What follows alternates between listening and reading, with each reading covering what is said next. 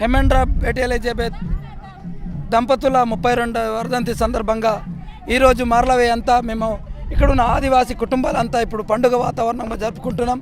గత 32 సంవత్సరాలు కూడా ఇదే విధంగా జరుపుకుంటూ వస్తున్నాం. సమైక్య రాష్ట్రంలో ఇలాంటి మహనీయులను గుర్తించలేని ప్రభుత్వాలు, పాలక పక్షాలు ఈ తెలంగాణ రాష్ట్రంలో అయినా వీళ్ళకు గుర్తింపిస్తుందని మేము ఆశిస్తున్నాం.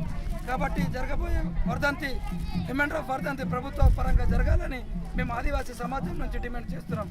ఏదైతే జల్ జంగల్ జమీన్ కోసం పోరాడి ప్రాణాలు అర్పించిన తర్వాత, కుమ్రం భీము మరణించిన తర్వాత ఆదివాసులు ఎందుకు ప్రభుత్వంతో పోరాడుతున్నారు? అప్పుడు బ్రిటిష్ నైజాం సర్కార్తో పోరాడుతున్న సందర్భంలో మరణించిన కుమ్రం భీము తర్వాత 1940 సంవత్సరంలో హేమేంద్రపు ఆదివాసీ ప్రాంతాలకు రావడం జరిగింది. భారతదేశంలో ఈశాన్య ప్రాంతమైనటువంటి ఏవైతే ఆదివాసీ ప్రాంతాలు ఉన్నాయో ఆ ప్రాంతాల్లో భాగంగా అప్పుడు మొత్తము ఆదిలాబాద్ జిల్లాకు రావడం జరిగింది.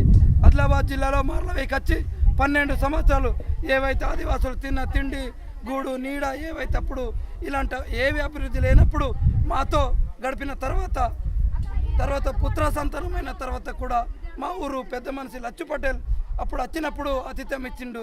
తర్వాత చనిపోయిన తర్వాత పుత్ర సంతానం కలిగితే వాళ్ళ కొడుకు పేరు కూడా లచ్చు పటేల్ పెట్టడం జరిగింది. అతను 2012లో మా గ్రామానికి వచ్చి వెళ్ళిపోయారు. అయితే ఏవైతే హేమేంద్ర కోరిక మేరకు ఆ రోజు ప్రభుత్వానికి నివేదిక ఇచ్చారో ఆ విధంగా ఆ నివేదిక పరంగా ఆదివాసులకు ఏవైతే జల్ జంగల్ జమీన్తో పాటు ఉద్యోగాలు, నిధులు, నియామకాలు జరిగితే ఇక్కడ అభివృద్ధి చెందుతారని నివేదిక ఇచ్చడం జరిగింది. ఆ నివేదిక పరంగా ఆదివాసులను డెవలప్ చేయాలని ఆదివాసీ సమాజం మేము కోరుకుంటున్నాం. ప్రభుత్వం తరఫున అలానే హైమండర్ఫ్ యూత్ సొసైటీ వాళ్ళు ఇక్కడ ప్రోగ్రామ్ని అరేంజ్ చేయడం జరిగింది.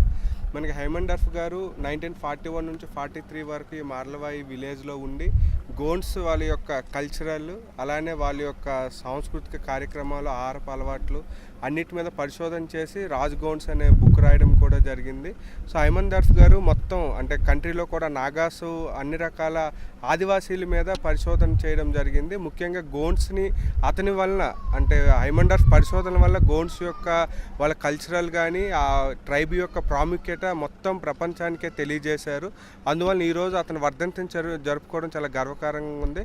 ఇది గోండ్స్ అందరు కూడా ఎంతో ఉత్సాహంగా అంటే వాళ్ళ యొక్క సాంస్కృతిక కార్యక్రమాలను కూడా ప్రదర్శింపజేస్తూ ఇక్కడ చేశారు. సో ఐటీడీఏ తరఫున పిఓ ఐటీడీఏ గారు కూడా హెల్ప్తోని ఇక్కడ ఘనంగా నిర్వహించడం జరిగింది. సో ప్రతి సంవత్సరం కూడా ఇది జరుపుకోవడం వల్ల గోండ్స్ యొక్క వాళ్ళ కల్చరల్ని కూడా ఇంకోసారి మనం రీవిజిట్ చేసే విధంగా ఉంటుంది. సో ఈ కార్యక్రమంలో పాల్గొనడం కూడా చాలా ఆనందదాయకంగా ఉంది. Thank you.